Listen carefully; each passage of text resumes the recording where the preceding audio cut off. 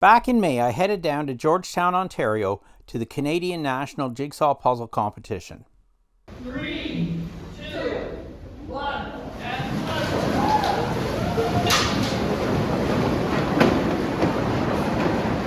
I didn't go down as a competitor. I went down as a volunteer spotter to help during the different rounds of the competition. Today, with the help of my nephew, I'm going to complete the 3 jigsaw puzzles from the pairs competition. All of the puzzles used in the competition were unreleased puzzles with Canadian images from Ravensburger. Due to space constraints at my house, it was actually easier to go to my nephew's house to do this, which of course meant we weren't interrupted by Juno at all. But for those of you who need your Juno fix, here you go. Juno. Juno.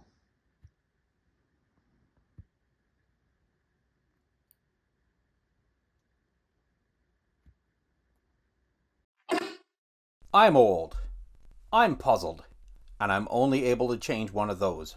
Pairs Qualifier Round C and Round D were 500-piece jigsaw puzzles by Canadian artist Sheena Pike, entitled Ocean Treasures and Himalayan Harmony. Round C had 79 pairs competing, and Round D had 79 pairs competing, of which the top 20 from each round moved into the final round. So how will we do on those puzzles?